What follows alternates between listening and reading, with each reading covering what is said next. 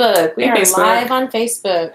And we're live on YouTube. Hey, everyone. Sorry, I feel sleepy today, but I hope you guys are going to keep me awake. I know everyone is. Hey, Dusty. Hey, Dusty. Glad to have you here. Yeah, hey, everyone. We're going to see if everyone can get in here. And I'm going to share on my Facebook. Yeah, if everyone could go ahead. So we're going to start the Monday Caregiver Check-in here pretty soon. No footy. No, I can't do the feet. It is a onesie. Dusty on Facebook is wondering if Margie's in footy pajamas right now. I can't do the attached feet. My feet get hot. Like, I like to start off like in socks and like come off. So I can't do, but it is a onesie. there are gnomes. There are definitely gnomes on it.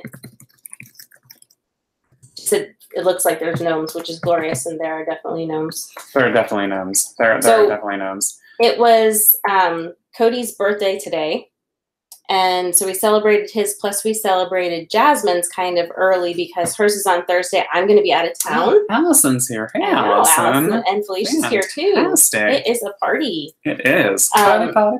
So we ate dinner and then it made my night. Yeah, it's making my night too because, see, the kids, since Jasmine and Cody, it's their birthday this week, they wanted to go swimming. And it wasn't like super hot tonight. The pool water was kind of warm, but the breeze was kind of cool. Well, for non-Floridians, it was probably warmer. Oh, yeah. It was very, very hot outside, like for non-Floridians. But for us Floridians, like kind of getting used to it, it was a little chilly to go in the pool for me. And I did because it was their birthdays and they're celebrating. Like, Mom, please come in the pool. So I went in the pool. So I got out of the pool and I put on the gnome onesie because it is fuzzy and glorious and soft and amazing.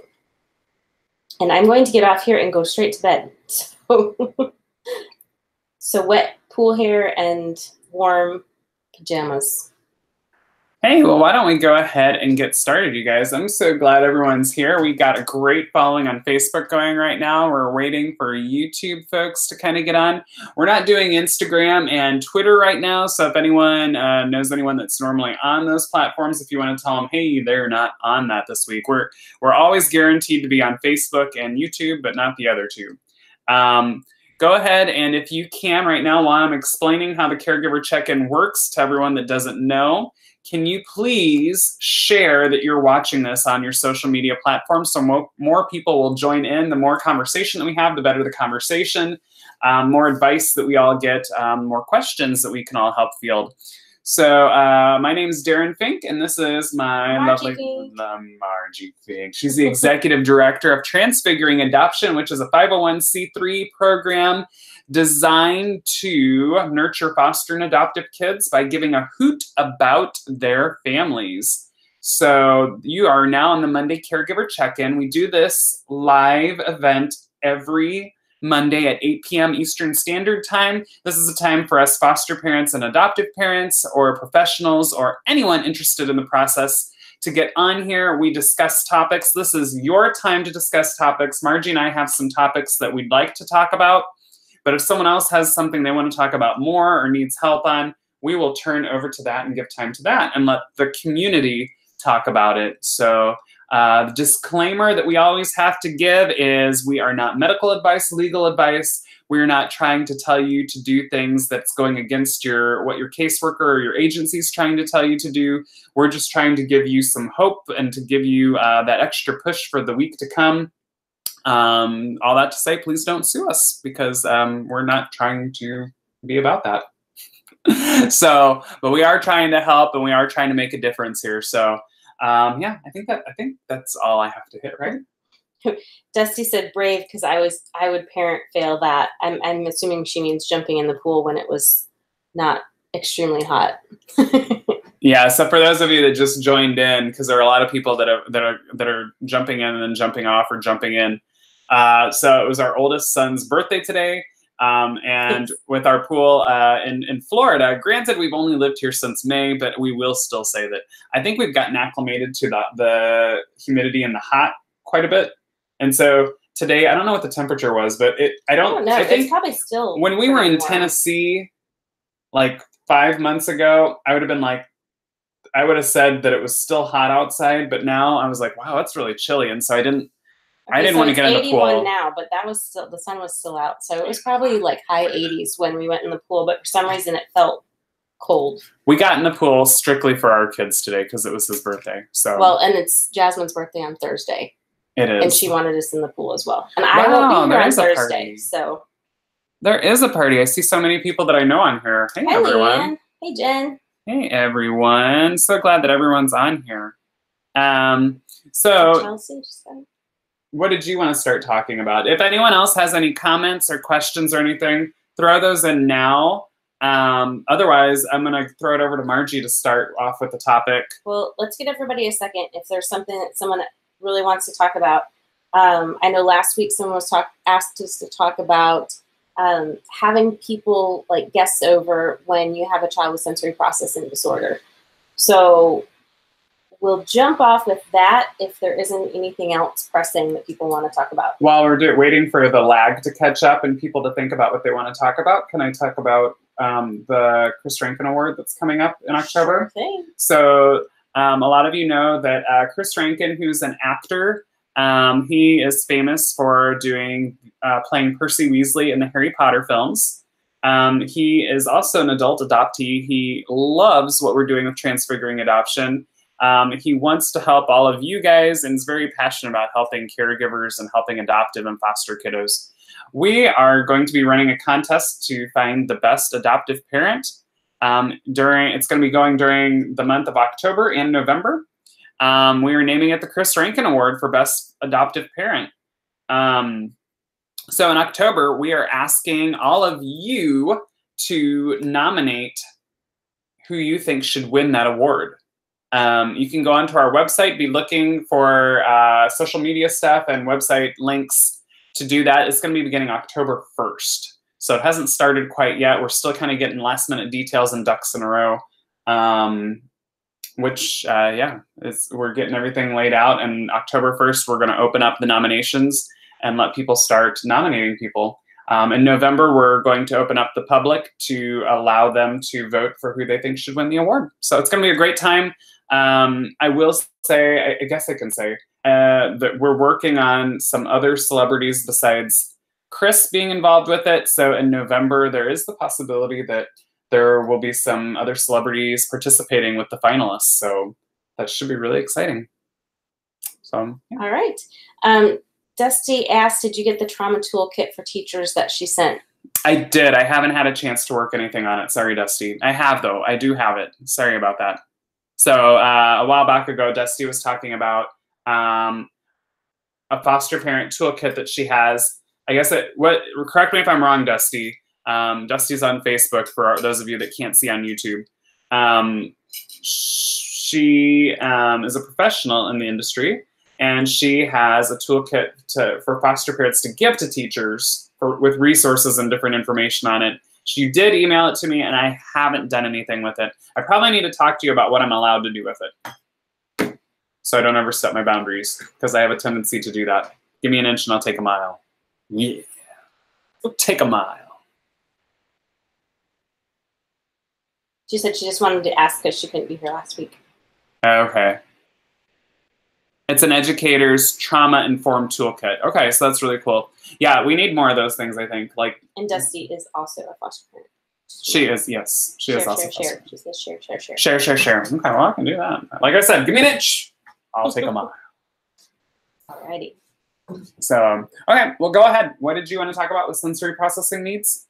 Okay, so the question was, I'm going to throw that out to everybody, ideas for when you're going to have guests over and you have a child with sensory processing disorder.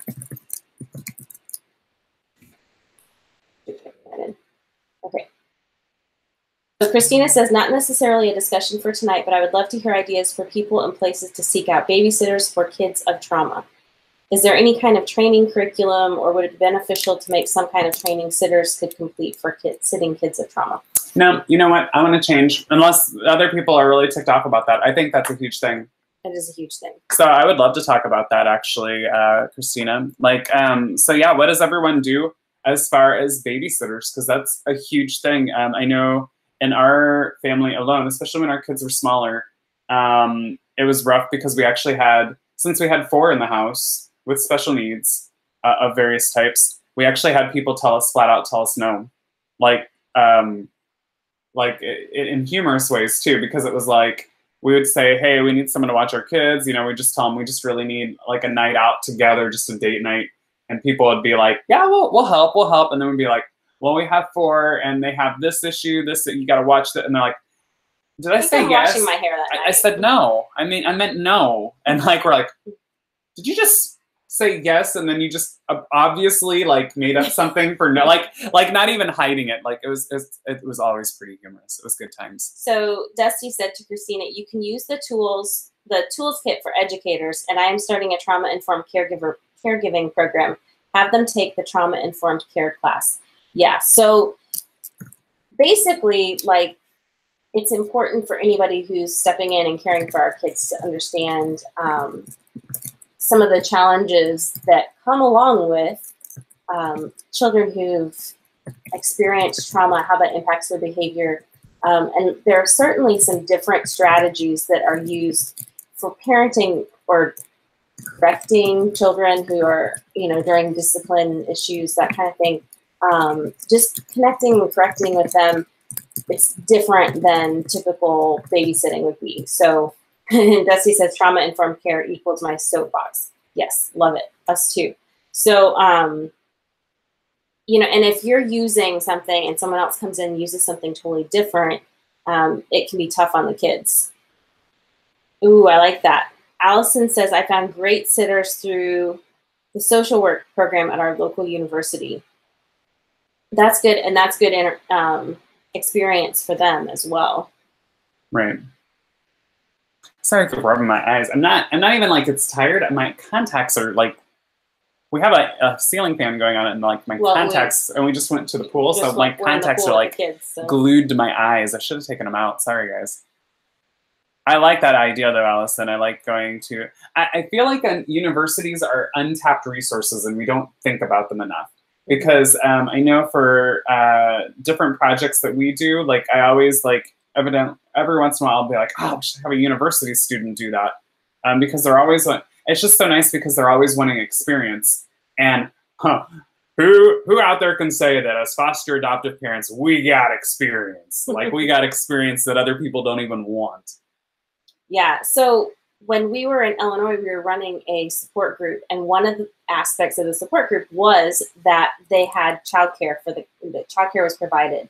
So what we did was we got a bunch of students from the nearby university, and we trained them in trauma, and we talked about trauma-informed care, and that was part of it. And then they weren't all social work students, they were kind of all over the map, but as far as majors, but a lot of them needed volunteer hours. And so it was a great way for them to get volunteer hours. Plus, we trained them ahead of time, and that was part of the requirements for them to work with the kids was to go through the training. Okay, right. So Janice says, we use the other families from our PS MAP class. We had an amazing group of people, and we all have kept in semi-contact. Yeah, that's a good resource if you have, the groups that you went through foster parent training with. Our problem is our group, like we were pretty tight-knit going through it, and then I think we all got our first placements, and we were all so concentrated on the trauma and everything of going through our first placements. No one really kept in contact. No one kept in contact. Both times we went through training, like it seemed like everyone wanted to stay in touch, and then all of a sudden it just I think life just catches up with you. Christina says, I'm a past foster parent trainer as well as foster adoptive parent, just thinking maybe as a trainer, training sitters would be beneficial. Felicia replying to Allison says same, and also the nursing program.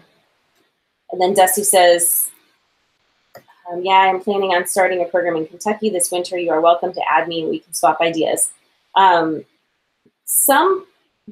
on if you are still if you are fostering, or if you've already gone through adoption, or if you have just done adoption, sometimes if you're still foster care, if the children are still in foster care, there are different rules about who can babysit and for what period of time. And often they do require that sitters be trained. Dusty says, it is hard for me because I foster older, high-level teens, so finding care is next to impossible. Allison says, the National Child Traumatic Stress Network has so many good free online trainings that would be good for sitters or nannies. And Felicia says, my husband and I are the only couple left from our training class who are still fostering. Responding to Dusty, that's one of the issues that we've had too. You know, when you have older kids that are high-level needs, people aren't thinking, hey, we're going to come babysit for teenagers. And we've often had friends like, well, why can't your teenagers stay alone?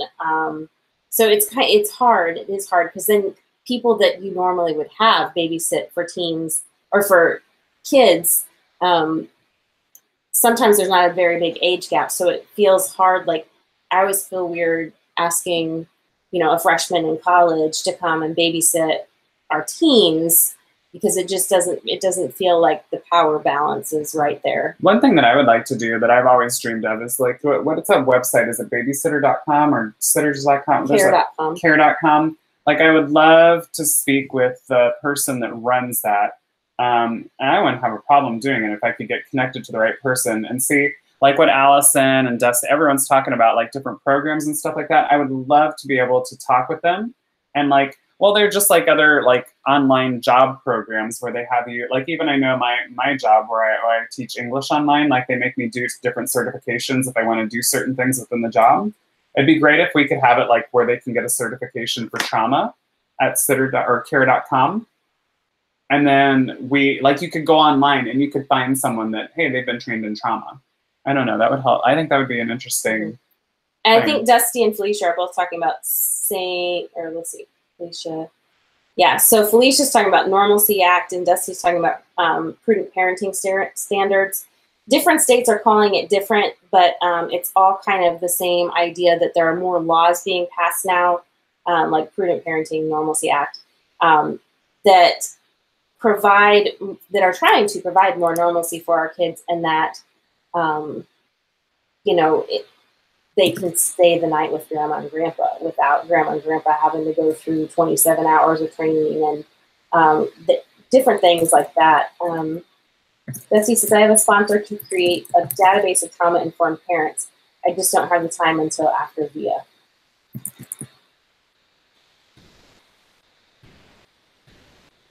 What do you guys have, like, what does your ideal babysitter look like? Like, what do you want in a babysitter? What do you want in a babysitter? What do you want in a babysitter? I'll tell you what you want in a babysitter. I'll tell you one thing. You want someone that when you come home, the kids are asleep. I knew she was going to say that. Yes. I'm interested in what else you have to say, but I knew that was coming when you laughed. When you laughed, I was like, I want the kids asleep. When the kids early on in our journey, we knew a good sitter if we came home and the kids were all in bed, because we had some master manipulation that would go on, and we would come home at 11 o'clock at night and all the lights would still be on and kids would be awake. So let's see. Dusty said that would be amazing. Hey, Rachel. Let's see. I need someone who is patient and funny and who understands how teams work. Yes. Patience is key with our kids, plus funny. Like, there's so much that you can get through with humor. But she says, so basically a fairy that doesn't exist. And Rachel says, I was your favorite sitter. Yes, when we lived in Tennessee, Rachel was our absolute favorite sitter. And she works in the field, and so she got our kids, and she was able to be very nurturing, and they loved her. Absolutely, like, loved her. But at the same time, like, she kept them in line, and they couldn't manipulate her. I want mythical creatures. Who said fairies? Like, I don't know if I want Dusty. fairies. because it didn't work out so well in Disney's Sleeping Beauty. Like, she did get put under a curse, but I want mythical creatures that have magic. Okay, so Allison made a good point, and I know a lot of parents that are doing this, especially even adoptive parents. I've got several friends who have adopted internationally and just have so much going on. Allison says we also got creative and would sometimes wait until they were asleep for the sitter to come over. And I know a lot of families who are doing that, and a lot of times just trading off, like with someone else, you know, one night someone will come and then they trade off and do it for the other family.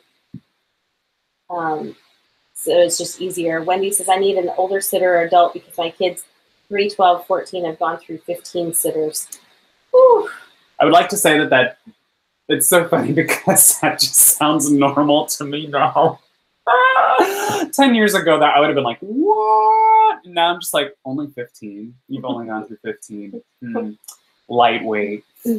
No, it's more like the 15 people who said no and never even would come. Yes, I want Yandu. I want Yandu to come and watch my kids and give them like complexes. So Dusty says goblins, a la Labyrinth, and Allison says maybe Mary Poppins. Oh my goodness, I can't believe I started the thing. And Logan says, I think a griffin could handle my kids, maybe. I started something. Yeah, that's hilarious. So Christina, I feel like when we leave our kids, they are manipulators. Also feel like it's not worth the night out because of the fallout behaviors after. Janice, someone who can be a consistent sitter. We have a little one with big attachment issues. And that's one thing that I agree with too. Like, you do need that consistency because, well, like with our foster placement last year, there were times when we did have to do respite. And so our kiddos last year that we had, unfortunately, respite in the past had been used as a way to find new placements for them to try out.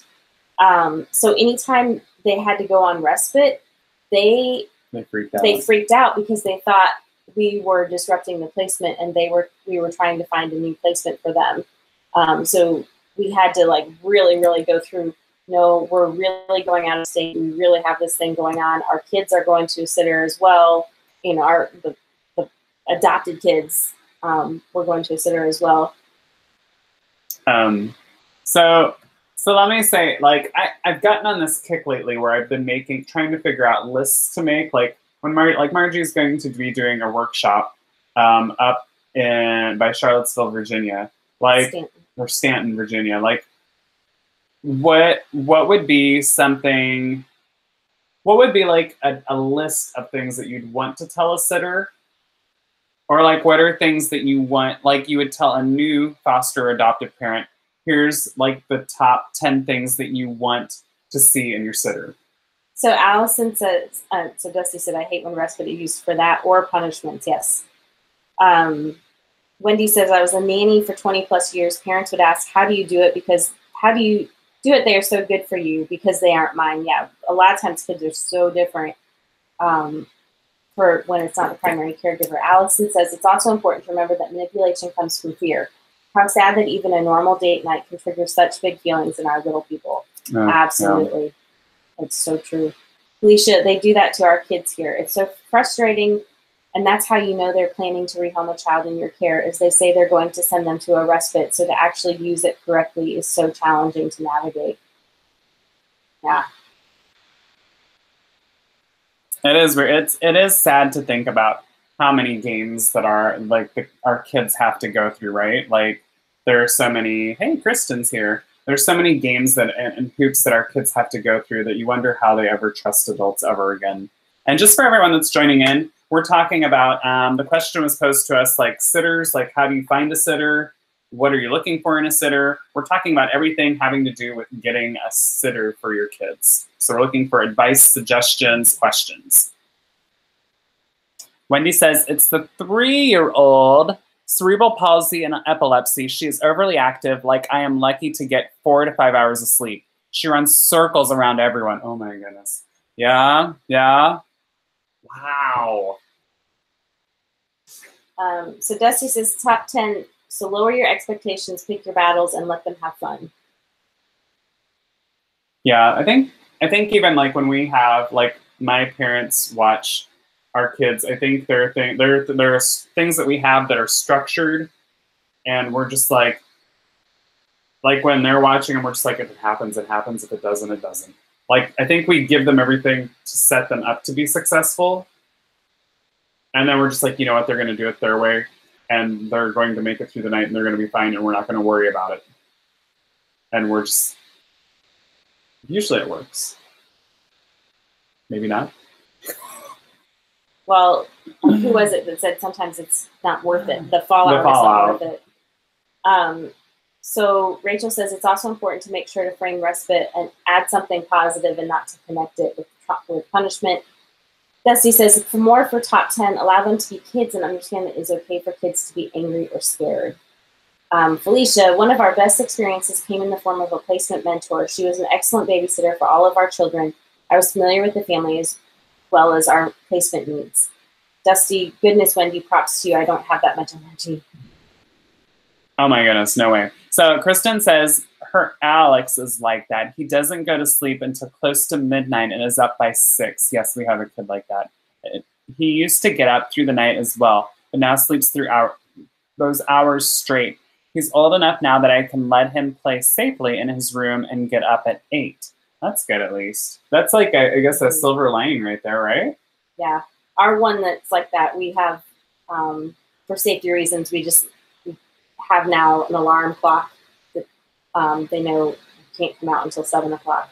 I like Allison's suggestion. She says that their best sitter came over for weeks while she was at the house to get to know the kids. I think, it's a simple thing, but I never... And understand the household and to lend a hand. By the time she stayed alone with the kids, they were so comfortable. So that's kind of like last year when we had 2 bonus kiddos. We had someone who was kind of a nanny / tutor that came and she helped with the kids. And she was over a lot before she ever stayed alone with the kids. And when she was alone, she wasn't ever alone for more than a few hours at a time. But having those hours, those many, many times ahead of time where we were all kind of together. Because a lot of times, too, if the kids know that the adult knows kind of the routine and how things go in the house, it helps. Mm-hmm. Hey, can I just pause 1 second? We've had a lot more people join. If you wouldn't mind sharing real quick on your social media that you are watching this. We have Facebook and YouTube going today. If you could share on your social media and just let people know that you're watching, we'll get more people to join us and have fun with us. Thanks for all the comments, you guys. Mm-hmm. Jen, mentors are a great resource if you have them. I do mentoring with foster kiddos, and we go through training so we can provide care during support groups. Kristen, for babysitting, I share babysitting with other adoptive moms. Let's see. And Kristen, I have cameras, so if he leaves the room, my phone beeps. Mm-hmm. Yeah. Camera technology is fantastic if you can get it to work and you can afford it. It's just fantastic because you can do so many things from your phone nowadays. Yeah, we have cameras and we have door alarms and things, and so it makes it a lot easier for sitters to be able to kind of keep tabs on everybody. Our kids are a bit older now. There's a point at which every once in a while, depending on who's home, sometimes we can step out and run to the store real quick and watch on the cameras. Wendy, she sleeps 9 p.m. till 12:30 and then up till 4 and back up at 7. I just fall back asleep and she is up.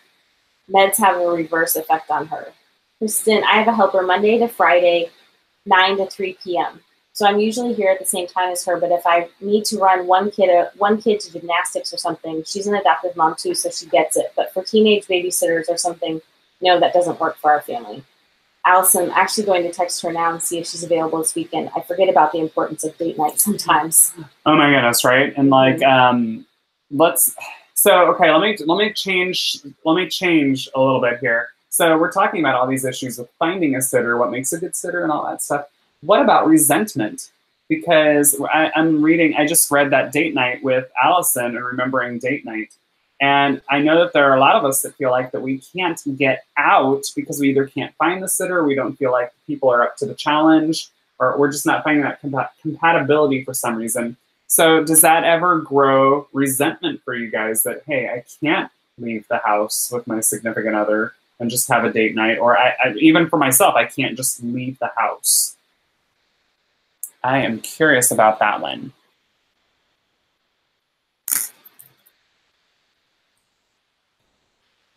We are waiting for the lag to get up. You guys are doing great. I almost can't follow. We're just going to have to start paraphrasing or doing every other comment here because you guys are doing awesome with the comments here. But I know that there have been a few times that we've had that feeling like when we didn't feel like we had enough time to get out and we didn't have the sitters at the time. I know that we've had a rough time and we've had to be honest with each other and just say that we're starting to get to the point where we're resenting kids because we can't leave and we start to feel like prisoners in our own home. So Felicia says, my husband and I have only been out once in 2.5 years, but our resentment hasn't come towards the kids. It's toward each other and our agency. Ooh, that's rough too, I think. I think that's really rough. Yeah, so, I feel like, you know, doing foster care and adoption, a lot of times you're going to find weaknesses in your marriage or relationships that you never knew that you had. It's really going to amplify things because it's just part of the struggle and the... I think it's important to keep it on the situation too. Like, not that I'm sure it doesn't help the situation at all, but it puts it in a little bit better perspective. I think you've got to figure out something. Like you have to get out and away from it. You can't stay up that close with it for too long. Kristen says, we had a period where it was impossible. We call it the dark time. LOL, but honestly, we're homebodies anyway. So my kids are in a good spot. And in addition, we have the older kids who are entering the young adult stage and can help. Back then, it felt like we'd never get to this point, but things did get better. We're kind of at that point too, where some of the kids can be put in charge of certain others. Right, there are combinations that we can have combination because of the special needs. We can have combinations of kids in charge for a little bit while we're gone. Plus, like I said, with the added benefit of having technology and cameras and different things in place, we can do that. Like yesterday, we went out to Disney Springs, which is like a shopping area with Disney, and we walked around. It actually ended up being like, it was a fun time together, we decided, but like, we're like, there's nothing going on. We were hoping to see fall decorations, and they were like free. Yeah, they're like free. We're like, come on, Disney, because we're just like, you ruined our date night. Felicia says, I resigned from my job so that we could have a replacement because we were given twins when our first bio baby was 4 months old. He gets to go to work every day and beyond jealous and resentful. Yes, I would say probably during our quote dark time, that was when I was staying home and he was working away from the home many, many, many hours, like crazy, not just 40, way over. And I'd be taking 4 kids with me to, several therapists and specialists during the day. And it was hellish. It was pretty bad. It was. And so that feels some resentment. I'm like, there were times then when I was like, for some reason he'd be able to do something. I'm like, this is on you. You got this. You go see what it's like. Let me skip forward to Logan so we don't get too far behind. He says, I love my cloud cam. On my app, I can see all the rooms at once. So I can bring the individual cameras up and I can talk back and forth as well. The little kids know how to use the Echo Show to video call me as well. Technology is great when it works. Yes. No, but you know what? We like it too because actually while we're on our date, not that we like to do it because we're on a date. We want to be away from the kids, but we can check in on them. And if we see something that we need to check up on, that like, because the other kids are the other kids. They're not the parents. They're not. I don't like putting them in complete control and having them to be a parent of special needs kids. But we can actually talk to them and say, well, we always say, watching, like off of Monsters Inc., Ross off Monsters Inc., watching, always watching. So Dusty says that her and her husband are hermits, but they try to at least once a month, even for lunch while the kids are in school. And that's a good opportunity when the kids are in school if you can manage to meet up and do one weekend kid-free once a year. We made this choice and we self-care, but we are okay with it for now. Allison says, it's important to be honest and work hard to get your needs met. My husband and I try hard to figure each other the time away we need. Wendy, it's not even date night. I'm a single mom. I can't even get to the store alone.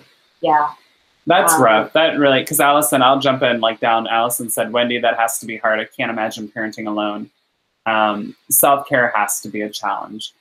Yeah, Wendy, bravo to you, because that is, because we're talking here, like we can tag team things, but you don't necessarily have a tag team. I hope you're, I forget, are you fostering? Is Wendy a foster care or adoption? I hope you can find someone to come. I think they're finalized. They're finalized? Does anyone know any way that Wendy can like find a program or something like what Kristen was talking about, like where someone comes in and kind of helps around the house? Kristen does the Roz voice too. Like, what does Wendy do as a single parent, a single caregiver? What does she do to like see if she can get a little help around the house even? Anyone know that one? Field that one? Phone a friend?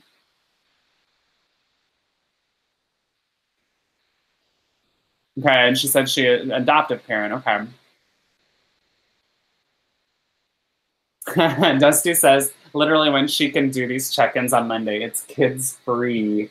I think that was one of the reasons we're getting a better response is I think a lot of people either have their kids to bed or something, like they can do these check-ins a little bit easier. I haven't seen anyone from the West Coast yet, though. We're kind of hoping to get West Coast folks in here. Love you guys in here, though.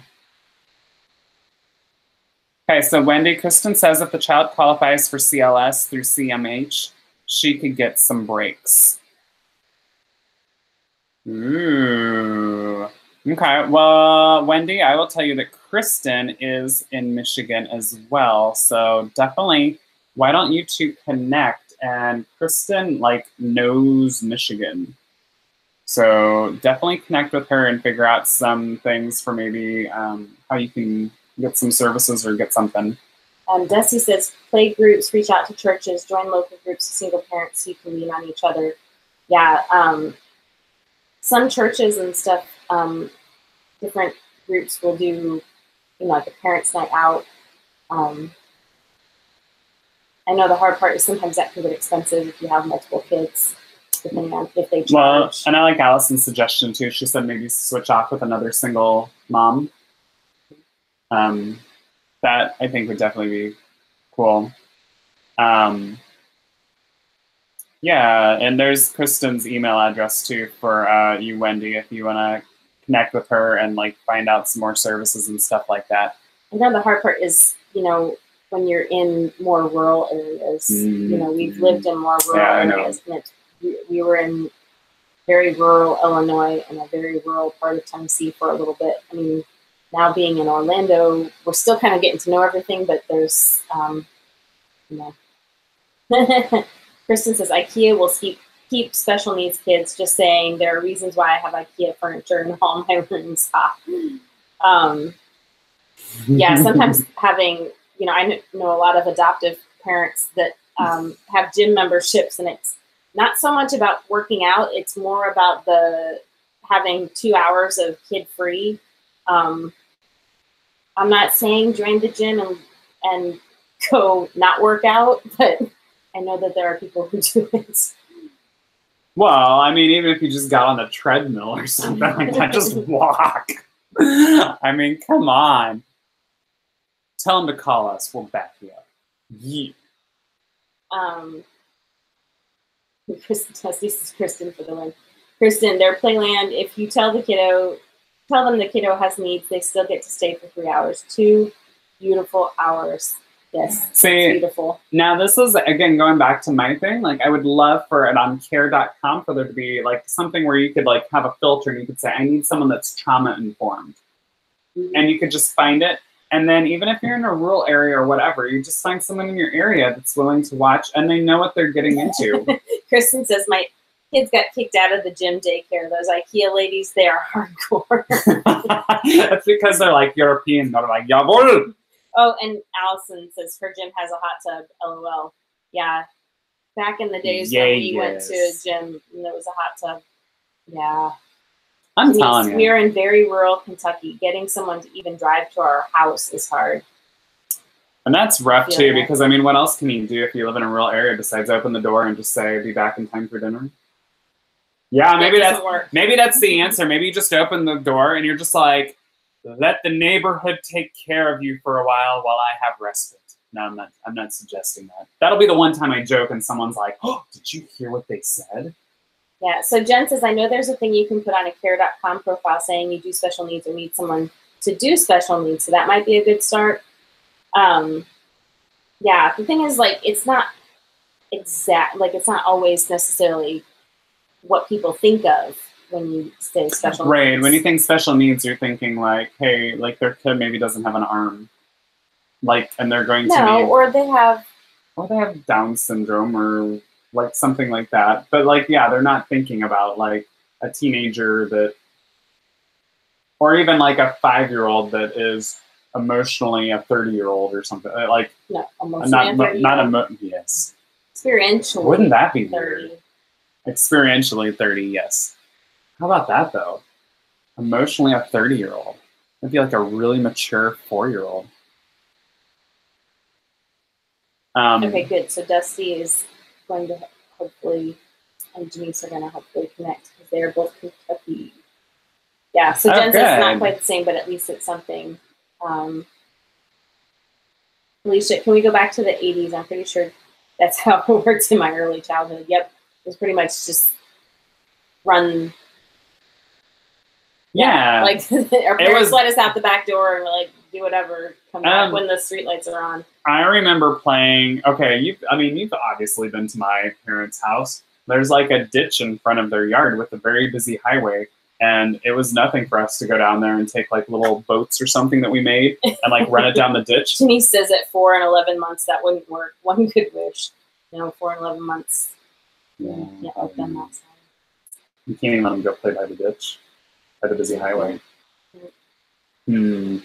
Pickle. It's in a pickle. Allison says a 4-year-old who loves lattes and reads the Wall Street Journal. That's what I'm talking about. Experientially 30. Great. It's Alex P. Keaton. No, emotionally.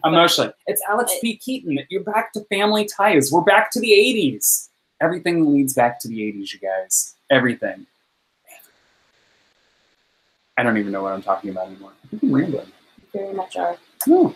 So this is Michigan. CMH is community mental health. There is a scoring sheet they use called CAFIS. The score is high enough, you get services like respite. If the child is still in foster care, there is a way to get a respite provider as well. The pay through DHHS is $15 per hour, and through CMH is $12 per hour, so it can be hard to find someone for those rates. But doable. You can't use it for daycare while you work, but you can use it for a break during your time home. Could be nice. Nice. I know in Tennessee, if you got into the adoption support and preservation program, you got a very limited, small amount of respite money for the year. Dusty says that copies are spirit animals. So that 4-year-old and the emotional 30-year-old, 4-year-old would jive. You would Java. You wouldn't jive. You would Java. That is so awesome. So yeah, I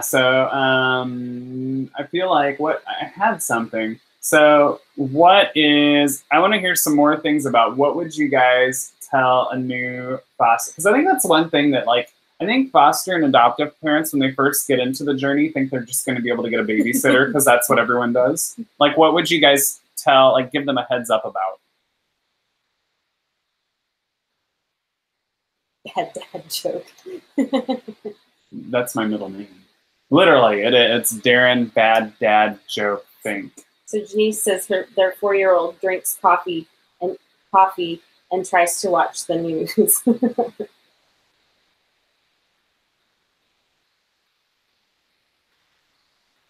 And Kristen needs to help Wendy out by going to Huron County and schooling the workers. She would do that too. That's a funny thing. The funny thing is if Kristen actually went, they would never know what hit them. In a good way. She is a force to be reckoned with. In a good way. In a good way. She says it's possible she's met them before, but reach out. I'll tell you exactly what to ask for and how.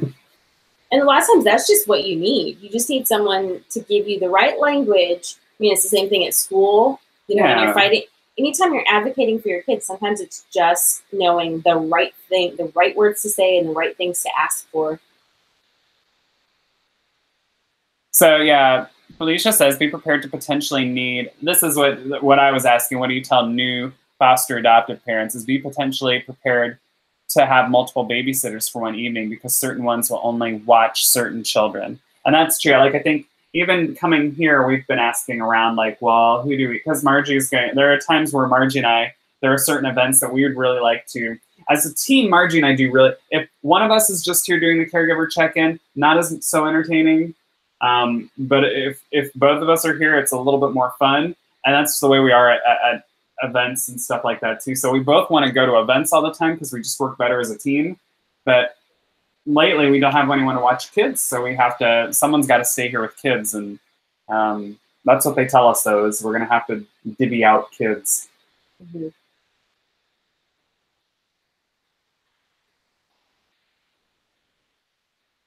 Felicia said, I missed it.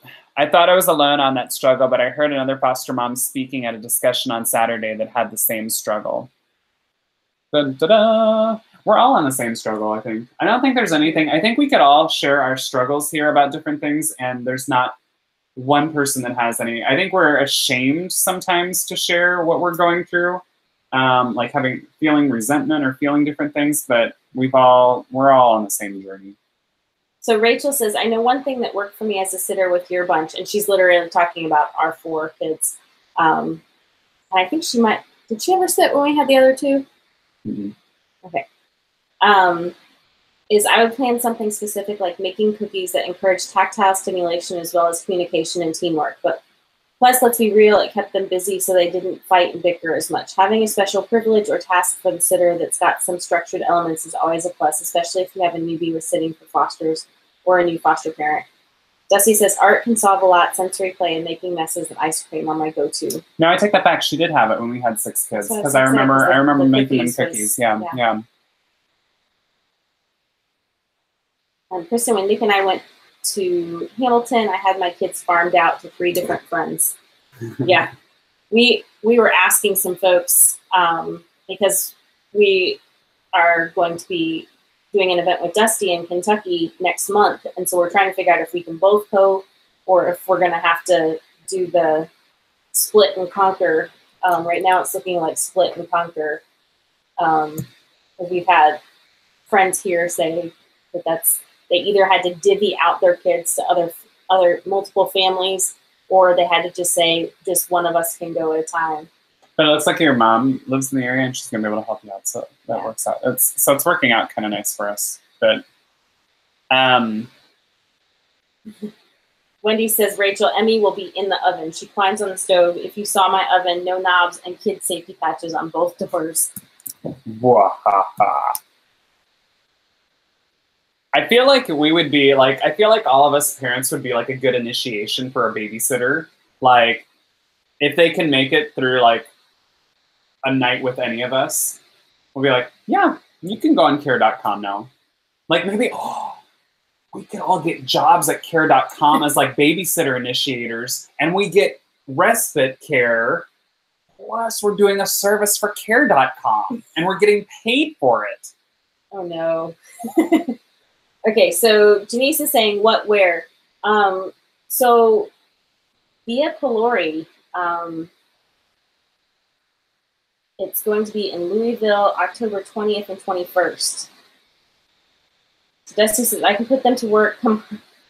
We can let them chuck turtle shells at unsuspecting victims on the Mario Kart track. Yes. I love that. Okay.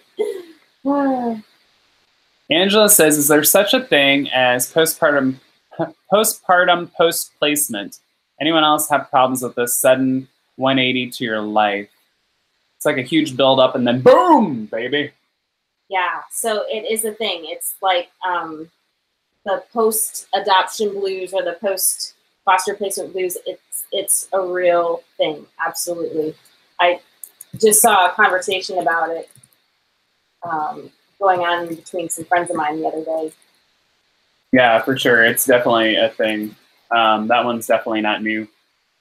That one would actually be, hey, Laura, good to see you here. I was wondering if you were going to come, actually. Yeah, Angela, I would actually say that would almost be another topic we could talk about for another caregiver check-in, because I think that's definitely worth talking about. Is there is a lot of postpartum or just thoughts of depression, I guess, like depression, resentment after. We actually, sorry. Rachel is saying, sorry, I'm trying to fill back in some of the spots here. Rachel says there are other structured activities as well that you could do that involve tactile play and other things like making a sensory box or making a calm down bottle does usually involve things that are around the house anyway, shaving cream art and bathtubs for little guys. And Kristen says Evie's their preemie, biological preemie, was in the NICU for 58 days and it was crazy getting help. She thinks she has PTSD from that. Let's see. Denise, we'd love to see you there. Let's see. And so Dusty is replying about the post-blues, post-adoption and post-placement blues being totally a real thing. Kristen says, I think I had that after finalization. It was weird because suddenly so much stopped. Felicia, oh my gosh, we are experiencing this now. I was just wondering today whether or not I could have PTSD from our recent loss. Well, Felicia said, I just missed it now. She said, I would talk the whole, oh, now I missed it. Yeah, so Dusty says it's called secondary traumatization. Mm-hmm. I was actually diagnosed by my doctor as not secondary, but primary because of the trauma. Like there's kind of the secondary where we're exposed to our kids' trauma, we're dealing with their trauma with them. But then sometimes like we had some major things go down in our house that caused some major trauma for everybody in the house that was almost like a primary PTSD. Yeah, I haven't been diagnosed, but I think I probably have PTSD or PTSD. Yeah, and I think all of us as caregivers, we're living on such high alert all the time, often that we respond a lot. Like, you know, I've sat with other foster, and I know Allison and I have talked about it. The first time Allison and I ever sat down for coffee together, I don't know if Allison's still on here, we both, anytime someone walked in the door, we were like an Einstein's Bagels or something like that, and anytime the door opened, we were both like, you know, anytime someone moved around, it was crazy. Let's see. We're all jumping all over the place now. Wait, let me stop real quick to say that it is 8:53, and I know that we're having a great conversation, and everyone could probably talk all night, but we do need to wrap things up in about 7 minutes. I'm going to say, Angela, don't worry about it. This is what we all kind of live for. With, you know, we end up getting off top. It's not that we're on a certain topic. Sometimes something else comes up and it's more important or more vital at the moment. And we are all happy to jump off the onto a new bandwagon and start talking about something else. And that is something we can address next week, since we are kind of wrapping up here. I have a feeling we could probably talk about that at some point. Like probably next week we can talk about kind of the blues that happen after placement and after finalization, stuff like that. And we're kind of getting into some sensory stuff too, activities. So that's another good topic. And Rachel's mentioning compassion fatigue can manifest in all sorts of different ways too, not just depression symptoms. And Dusty says compassion fatigue is a real huge thing. Let me go ahead and just say that we will talk about some of those issues next week.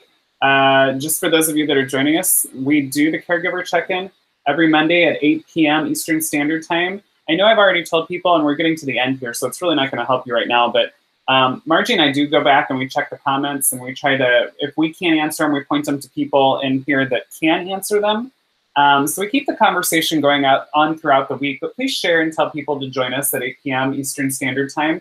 If you can't make it, go to our website at transfiguringadoption.com, and we record these on YouTube and Facebook, and then we put the video up on our website so that you can watch if you missed one. But we do continue the conversation throughout the week. We do need to get going here. It's been so much fun with you guys. I look forward to these Monday night talks all the time, you guys. One thing that I would like to throw in is we did have it suggested to us. Felicia actually is one of the people that I've been talking to about it. Is we've had some people wonder if we're going to be doing our universal trip for foster and adoptive parents or families next year. This year, so what it is Margie and I live in Orlando, Florida. We've gone to Universal Studios a lot with our foster/adoptive family. Well, now it's adoptive family. And we've had a lot of success handling sensory issues and trauma issues. We actually have 2 other volunteers that want to come with us. And so the 4 of us adults, we're going to take 6 families to the park and just help them to figure out trauma issues, figure out sensory issues to make sure that they had really good vacations and the trauma issues and sensory issues didn't get in the way of their family vacation. Oh, Stacy. So you're coming in just as we're getting ready to wrap up. Hey, Stacy. Sorry, we're getting... But so someone asked if we're... Go back and watch. We love you and we miss you. Someone asked if we were going to be doing the Universal trip next year. I want to get people's feedback. I would love... Margie and I both said, yeah, we'd be up for it. We especially since we live closer to the parks now. You can go on our website at transfiguringadoption.com/vacation, and you can kind of take a look at what the vacation was going to be. It was actually cheaper than what it was going to be if you went directly to the parks, got your tickets, got your hotel, everything like that. Interesting, and people can get like a huge discount on their trip. We'll maybe find some businesses and stuff like that that can help out. That'd be a great way for people to have a fun vacation. And like I said, there would be 4 Transfiguring Adoption staff members that would be helping you to navigate the parks to have a successful trip and not let all the trauma stuff get in the way. But let me know. Aw, thanks, Dusty. Thanks. We love that you guys came here for an hour and met with us because we have so much fun with all of everyone. Thank you so much, you guys. Well, next week we're going to be here again at 8 p.m. Eastern Standard Time. One thing that I am going to put a link out on is if everyone that's on here, if you could please take a 30-second survey after we get done here and just tell us how we're doing. This helps us to get funding, and it helps us to show local businesses that what we're doing here actually makes a difference and actually matters. And what that does is that makes them want to help support us. And so we can be able to do more things like this and make it bigger and better. So I'm gonna put it up here now.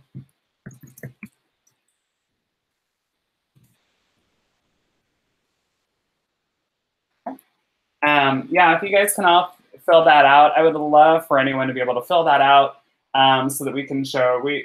It also just helps us to get things bigger and better and know if we're doing the right thing, the wrong thing, or we need to switch things up. What are you smiling at? You're busy talking, and I'm talking about kitty cats. Oh my goodness, seriously? That's too funny. All right. Well, thank you so much, you guys. Dusty wants to know if you can put the survey on Facebook so she can share it. Yeah. I mean, I just put the link on there if you want to copy and paste the link. Or do you need me to put it somewhere else? I mean, I can put it on our Facebook page if you want me to. I can put it on the Transfiguring Adoption Facebook page. Otherwise, it's up on the comments if you just want to copy and paste it. Yes, he is wearing a Darkwing Duck shirt that he got, I don't know, it was a little while back from Kohl's on clearance for $3. $3. Awesome. And not to tell you, I'm so trying to... Dusty can't copy from here. Oh, okay. I'm so trying to like stay professional, and I'm not. I've taken us off trail so many times, including like what mythical character do you want to watch your kids? So, did you guys know that Darkwing Duck is like one of the only Disney Afternoon cartoons you can't watch on iTunes? My kids growing up Don't know Darkwing Duck. It's a travesty. Darkwing Duck is the man slash duck. He is a duck. Oh my goodness. And Goslin. Oh, come on now. She was adopted. Goslin was adopted. I didn't even think about that. Oh my goodness. You know what movie we watched that I love, and I think it has too many trauma triggers in it, is Spiderwick Chronicles. I didn't realize how many trauma triggers it has. Dusty, I am putting up the link right now on the Facebook page on Transfiguring Adoption, so hopefully you can share from there. We've got to wrap this up, you guys. It's so sad because we're having so much fun talking with everyone. You guys are great. Tell more people. And I am going to write down that we talked about like ideas, because we are talking about secondary PTSD, about compassion fatigue, post-placement blues, post-placement or adoption blues. And then maybe like activities for sitters or even for yourselves. Okay, so I am making We have stuff down, and fill out the survey. We have the Chris Rankin Adoptive Parent Award coming out October 1st. And let me know what you think about our Universal Studios trip, if that needs to be pursued, if anyone's interested in that. So thank you so much, everyone. Again, I keep saying that like a broken record, but you guys are amazing. Thank you so much. Have a good night. We hope we're helping to nurture and grow your foster or adoptive families. Thank you so much, YouTube. You guys have been great.